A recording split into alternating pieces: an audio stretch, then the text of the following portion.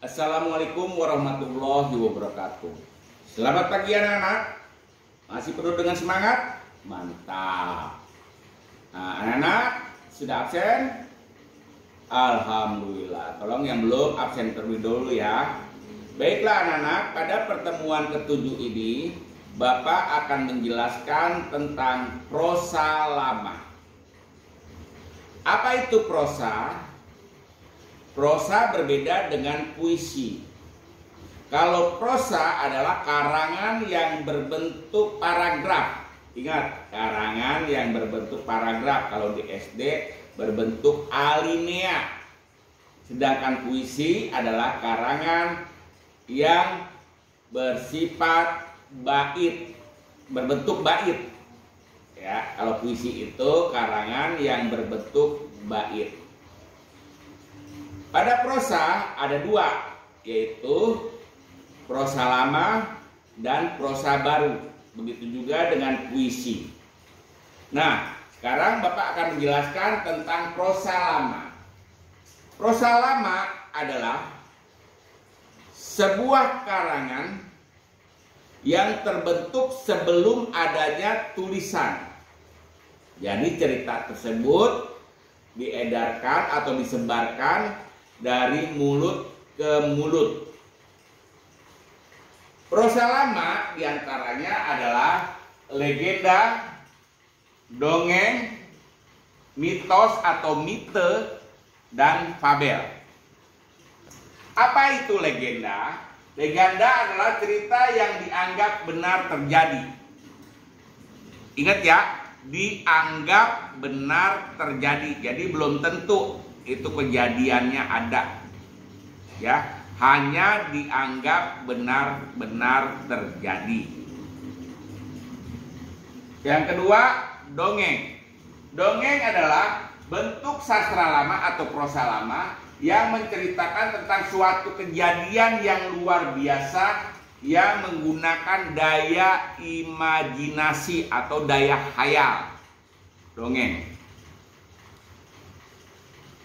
Yang ketiga, mitos atau mite. Cerita yang berhubungan dengan roh halus. Nanti contohnya Bapak kasih tahu. Yang keempat adalah cerita yang tokoh-tokohnya adalah hewan yang sifatnya seperti manusia. Contoh dari legenda. Misalnya Tangkuban Perahu atau dalam cerita Sang Kuryang. Misalnya lagi kalau misalnya di Surabaya cerita tentang hiu dan buaya. Misalnya lagi kalau cerita yang di daerah Jawa juga misalnya Ande-ande lumut. Nah, itu contoh dari legenda yang dianggap benar terjadi. Terjadi atau tidaknya kita tidak tahu, tapi itu dianggap benar-benar terjadi. Yang kedua, dongeng. Sebenarnya dongeng dengan legenda ini hampir sama. Cuma perbedaannya kalau dongeng itu dia menggunakan daya khayal atau imajinasi. Apa misalnya? Contohnya misalnya Malin Kundang. Terus kalau misalnya kalian pernah dengar cerita Bawang Merah Bawang Putih. Dengar lagi pernah dengar cerita Cinderella. Nah, itu adalah dongeng. Yang keempat, mitos atau mite yang berhubungan dengan roh halus. Atau berhubungan seperti contohnya misalnya Si Manis Jembatan Ancol. Misalnya lagi contohnya Nyi Loro Kidul. Misalnya lagi contohnya tuh yang bintang filmnya siapa tuh? Siapa yang bintang filmnya? Yang cantik. Siapa yang jadi Nyi Loro Kidul? Siapa kameramen siapa? Gak tahu, Pak. Waduh. Aduh Bapak lupa namanya tuh. Pokoknya yang mirip Susana. Oh ya, Susana itu model-modelnya. Itu namanya mite. atau kita lebih kenalnya mitos. Nah, nih yang ini nih, nanti di semester 2, semester genap kita akan praktekkan fabel. Cerita yang tokoh-tokohnya semua, tokoh-tokohnya binatang yang sifatnya menyerupai manusia. Misalnya si kancil yang cerdik. Misalnya lagi kamu pernah dengar cerita kalau misalnya Upin Ipin tuh yang adu balap lari, misalnya Kura-kura. Kura-kura sama kelinci. Kura-kura dan Kelinci. kelinci. Nah, kura-kura jalannya pelan, kelinci jalannya cepat. Misalnya lagi serigala. Nah, terus apa lagi kameranya, coba apa lagi? Fabel misalnya. Apa ya Pak ya? Si kancil mencuri timun. Terus apalagi? Ya pokoknya seperti itulah, yang tokoh-tokohnya semua adalah binatang. Nah, ke semua cerita ini tentunya ada alur. Nah, ini masuknya ke alur ini ke dalam unsur intrinsik sebuah cerita. Apa saja unsur-unsurnya? Yang pertama adalah tema. Nah, tema ini tidak boleh pada saat mengarang atau saat membuat karangan, tidak boleh terlepas dari tema. Di pelajaran yang lalu, Bapak pernah mengatakan bahwa tema itu tidak sama dengan judul. Kalau tema itu dia punya nyawa. Kalau judul hanya sebuah nama karangan, hanya sebuah nama saja. Nah, semua karangan itu harus bersumber pada tema, harus berpatokan kepada tema. Kenapa? Karena kalau tidak berpatokan kepada tema, maka cerita itu akan simpang siur. Ya, akhirnya tidak ada arahnya. Itu yang disebut dengan tema. Yang kedua adalah alur atau plot. Nah, alur atau plot. Alur atau plot itu adalah jalannya sebuah cerita.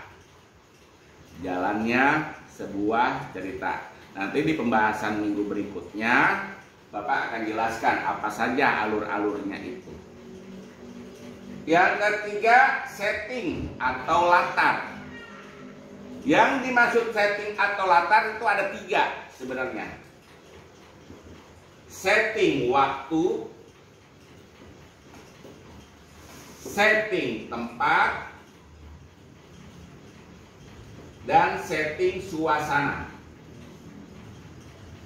Nah, ada 3 ya, latar waktu, tempat, dan suasana. Nanti berikutnya akan Bapak jelaskan pada pelajarannya. Tokoh. Apa itu tokoh? Tokoh adalah orang-orang yang berperan dalam cerita itu. Misalnya kamu kenal ada tokoh antagonis, ada tokoh protagonis, ada tokoh figuran, atau ada peran utama, peran pendamping, dan lain sebagainya. Itu tokoh. Tentunya kalau kita berbicara tokoh, pasti setiap manusia mempunyai karakter. Begitu juga dengan tokoh-tokohnya. Karakter itu adalah sifat. Sifat dari pemeran. Bukan orangnya ya, tetapi pemeran yang berada dalam cerita itu. Ya, ini adalah sifat karakternya. Misalnya ada karakternya pemarah, ada karakternya lemah lembut, ada yang baik hati, dan sebagainya. Sudut pandang. Sudut pandang adalah, ya, yang dimaksud dengan sudut pandang adalah penggalan dari pengarang. Ada 3 di sini. Ada 3. Ada aku, ada kamu, ada dia. Nah, Pengarang yang selalu menggunakan kata aku atau saya, itu sudut pandangnya berarti pengarang sebagai orang pertama pelaku tunggal. Nah, itu biasanya cerita-cerita itu ada dimasuk ke dalam biografi. Kemudian pengarang sebagai orang kedua, kamu. Nah, menggunakan kata kamu, banyakkan menggunakan kata kamu. Dan yang ketiga adalah pengarang sebagai orang yang serba tahu. Biasanya menggunakan kata dia, ia, ya, dan sebagainya. Yang ketujuh, amanat. Amanat atau koda adalah pesan yang ingin disampaikan pengarang melalui cerita itu. Ingat ya, amanat adalah pesan yang ingin disampaikan pengarang melalui cerita itu. Misalnya contohnya Malin Kundang. Nah, amanatnya apa kira-kira? Anak-anak tahu mana amanatnya?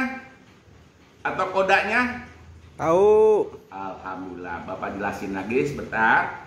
Amanat Malin Kundang, janganlah menjadi anak yang durhaka. Yang kedua, bagi orang tua, janganlah semudah menyampaikan sumpah. Itu contohnya. Nah, demikianlah anak-anak penjelasan pada kali ini. Ya, nanti penjelasan berikutnya akan Bapak sampaikan pada pertemuan ke-8. Hari ini tidak ada tugas ya. Hari ini tidak ada tugas. Cuma Bapak hanya ingin menyampaikan, siapa saja yang belum menyerahkan tugas, tolong dikumpulkan. Bisa melalui japri ke Bapak. Oke anak-anak? Masih semangat? Semangat. Oke. Terima kasih. Wassalamualaikum warahmatullahi wabarakatuh.